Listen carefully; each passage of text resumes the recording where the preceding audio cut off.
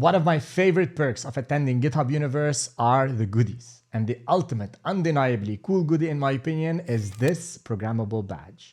This is the Pimoroni Badger 2040. It features a 2.9-inch black and white e-ink display.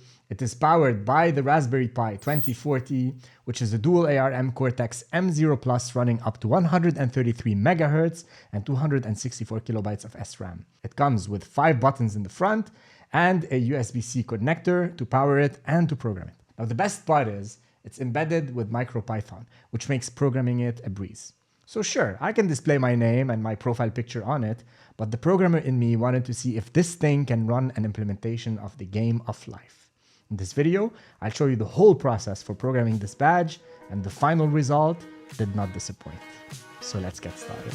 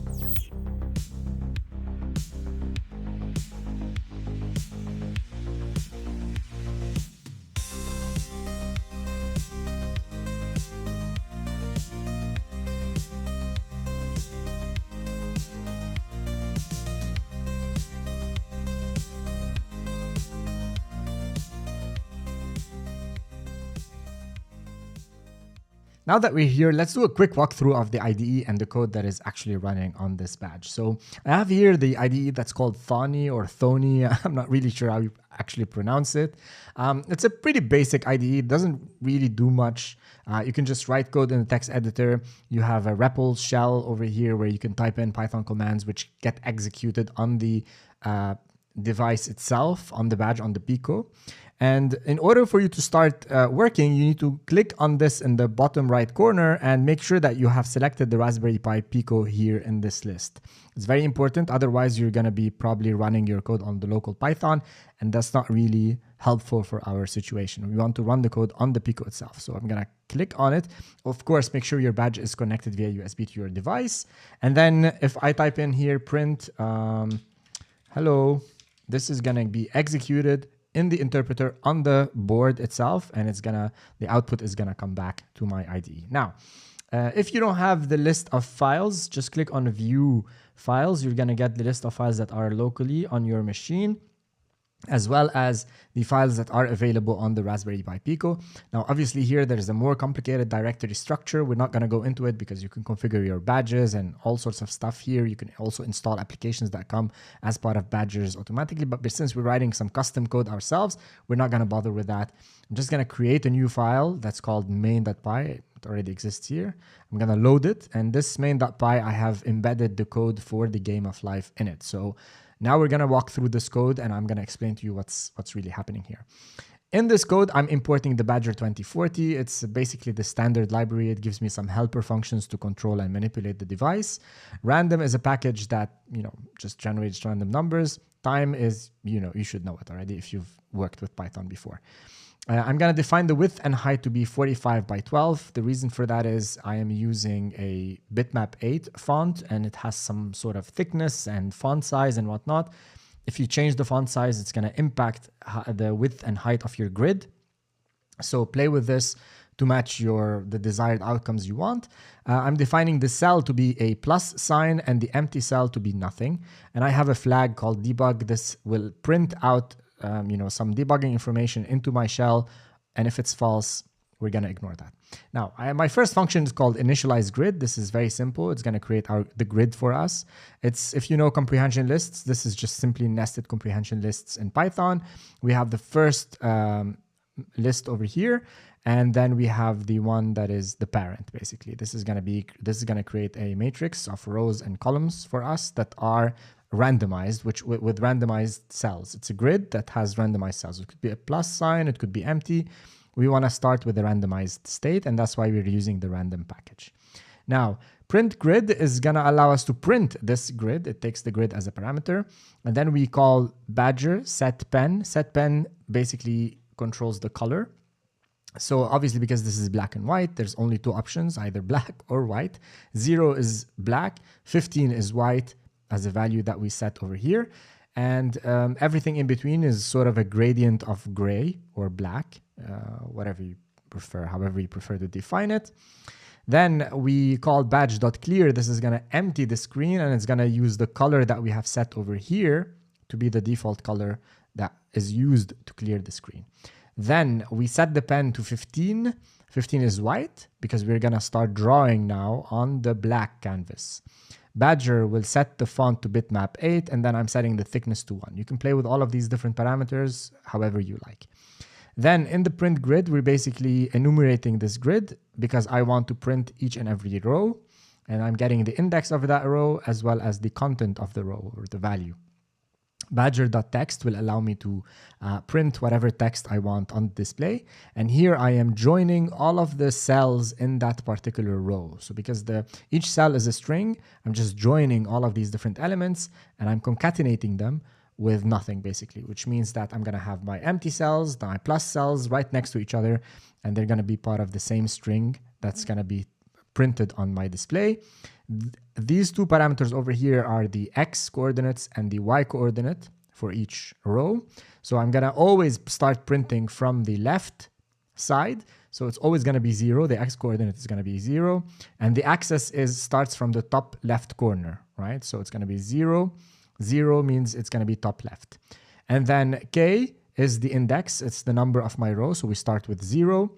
And I want to multiply it by 10 because I want to give myself a buffer to go on the line for each particular row. So because the cells, they have a height, obviously, right? So this is basically my line height. Then I am, if my debug is true, I'm printing the index as well as the row, just so that I can see the grid over here in the shell. If the display is not displaying anything, and this is very helpful when troubleshooting. Then finally, I'm calling badger.update. And that's pretty much it. When you call update, it's going to refresh the screen for you. The second function is called count neighbors. It takes a grid as well as the x and y coordinate for a particular cell. And as you know, in the Game of Life, basically, there are a few rules, very basic. For each particular cell in that grid, you want to check its neighbors. And based on the condition or the state of its neighbors, you're going to determine whether this cell is going to multiply or die. Now, how do we define the neighbors? We simply have a list, and in this particular list, we have tuples. The tuples are basically the coordinates of each neighbor in the grid. This is going to be the top left quadrant. This is going to be the top quadrant right above the cell. So look at it. The cell is going to be here in the middle. That's why there's no tuple for it, because it's going to be 0, 0. All of these are relative coordinates. And then -1, 1 is going to be the top right quadrant. 0, -1 is the cell that's right on the left. 0, 1 is the cell that's on the right side. 1, -1 is going to be bottom left. You get the point. Now, what we do here is we iterate over all of these tuples in this list. We extracted the x and dy, which is going to be this value and this value, this value and this value. Then what we're doing is we are fetching the cell, and then we are just simply checking if it's a cell. And then if it is, we're just going to increment the count by 1. That's it. We're just counting the cells that we have in the grid. Then we have the upgrade grid function. What this does is also it takes a grid, and then we create a new empty grid, because the next evolution of this grid is going to be stored in this new variable over here. So obviously we're going to initialize it with empty cells. Then we're going to iterate over the height and the width via nested functions. Then we're going to count the neighbors for each cell in this grid. And then we are going to check whether we have more than 3 neighbors, 2 neighbors, less, whatever.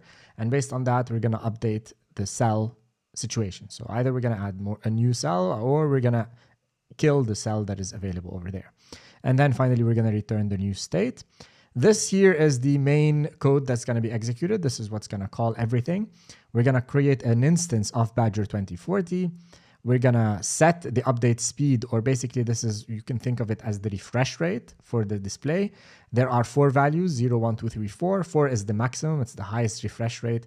I'm going to keep it at 2, somewhere in the middle, which is the normal, because I don't want to overload my display, but you can obviously play and tweak this however you like.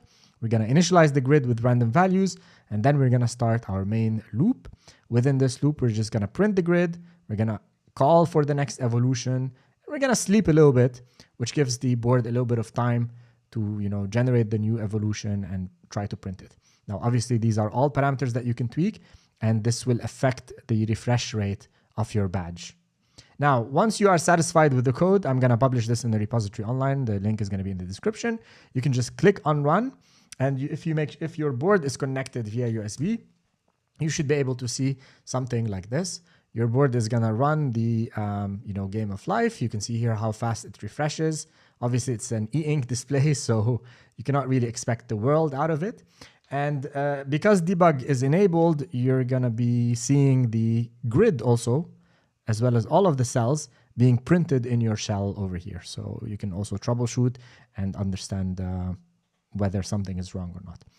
And that's pretty much it. If you're satisfied with this code, you can just simply, if you made changes, of course, you can just save it and load it onto your board.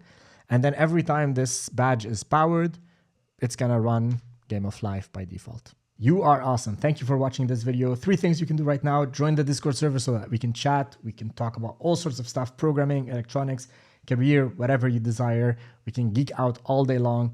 Number 2, follow me here on YouTube. Consider liking, commenting on this video is really helpful, and even sharing this content, because it helps, the algorithm and keeping the algorithm gods happy. Number 3, consider following me on all other social networks that you prefer, LinkedIn, Twitter, TikTok, whatever it is, because you can also engage in so many different ways over there. Thank you very much for watching. I'll catch you next time.